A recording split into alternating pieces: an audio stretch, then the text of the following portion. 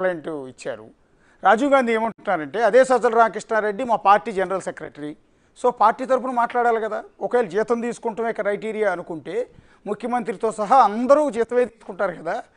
అలాగని ఎన్నికల ప్రచారం చేసుకోవద్దా అని అడుగుతున్నారు. అశోక్ గారు, జనరల్ గా డిబేట్ లో ఉన్న వాళ్ళందరూ కూడా మీరు ఏదైతే ప్రశ్న అడుగుతున్నారో వాటికి జవాబులు చెబుతా ఉన్నారు. రాజీవ్ గాంధీ మాట్లాడుతూ కూడా అందరూ చూస్తా ఉన్నారు. సరే, నేను పెద్ద వాడి జోలికి వెళ్ళలేదు. నేనేమంటానంటే, మీరు అడిగిన ప్రశ్నకి ఇప్పుడు ప్రభుత్వం పూర్తిగా ఈసీ చేతుల్లోకి వెళ్ళిపోయింది. ఈసీ చేతుల్లోకి వెళ్ళిన తర్వాత సలహాదారులుగా వాళ్ళు పెట్టుకున్నారు గతంలో. సలహాలు ఈ ప్రాజెక్ట్ ఎట్లా కట్టాలి, లేకపోతే ఈ నీటి పారుదల ప్రాజెక్ట్ ఎట్లా పూర్తి చేయాలి, ఎడ్యుకేషన్ సంబంధించింది అదో ఇదని ఒకవేళ సలహాలు పెట్టుకున్నాడు అనుకోండి. పెట్టుకోవటం, అంతమందిని పెట్టుకోవటం తప్పు, ప్రజాధనాన్ని ఇవ్వటం తప్పు. ఒకవేళ పెట్టుకున్నారు అనుకోండి, ఇప్పుడు ప్రభుత్వానికి మీరు సలహాలు ఇస్తున్నారా, లేకపోతే ఈసీకి సలహాలు ఇస్తున్నారా? ఈ టైంలో కూడా మీరు ఎవరికి సలహాలు ఇస్తున్నారు, ఎందుకు డబ్బులు ప్రజాధనాన్ని ఇస్తున్నారు అన్నప్పుడు స్ట్రైట్ గా సమాధానం చెప్పాలి. మేము ప్రభుత్వానికి ఇస్తున్నామని చెప్పండి. జగన్మోహన్ రెడ్డికి ఇంకా ఇస్తున్నారా? లేకపోతే ఈసీ కంట్రోల్ గవర్నమెంట్ వెళ్ళిన తర్వాత ఈసీకి సలహాలు ఇస్తున్నారా?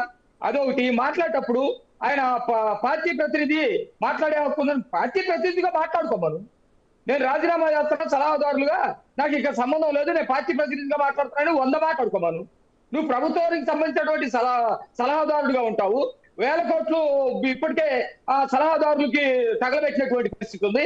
ఒక్క సలహాదారుడైనా ఈ రోజు అమరావతి విషయంలో మేము ఈ నిర్ణయం తీసుకున్నాం, పోలవరంలో ఈ సలహాలు ఇచ్చాము, ప్రభుత్వం ఈ సలహాతోటి ముందుకెళ్ళింది, ప్రభుత్వానికి ఇంత లాభం వచ్చింది, ఇంత ప్రయోజనం గురింది, ప్రజలకు ఇంత మేలు జరిగిందని ఎప్పుడన్నా తెరిచారా? అది లేదు కదా. ఆ విషయాలు పక్కన పెట్టి ఎన్నికల సమయంలో మీరు ఎవరు సలహాలు ఇస్తున్నారంటే, మేము పార్టీ ప్రతినిధి మాట్లాడతారు, చంద్రబాబు నాయుడు గారు తీసుకునేది డబ్బులే, లేకపోతే ఇంకొకరు తీసుకునేది డబ్బులు అంటే ఒక అర్థపర్థం ఉన్నటువంటి మాటలేనా? అంటే అంటే కాదండి, ఇంతమంది సలహాదారులు మీ ప్రభుత్వంలో, అంటే ఈ టీడీపీ ప్రభుత్వంలో ఉండకపోవచ్చు, కానీ మీ ప్రభుత్వంలో ఉన్న పరకాల ప్రభాకర్ కావచ్చు, అప్పుడున్న ఫైనాన్షియల్కి సలహాదారు అనుకుంటా ఆయన కుటుంబరావు గారు, వాళ్ళు కూడా ఇదే టైంలో పార్టీతర లైన్లోనే మాట్లాడారు కదా అని రాజీవ్ గాంధీ అంటున్న మాట. ఎవరు మాట్లాడినా తప్పేనండి, ఎవరు మాట్లాడినా తప్పే. సలహాదారులు ఇంతమందిని పెట్టుకోవడం ముందు తప్ప కాదు, అది ఒక తేల్చమనండి.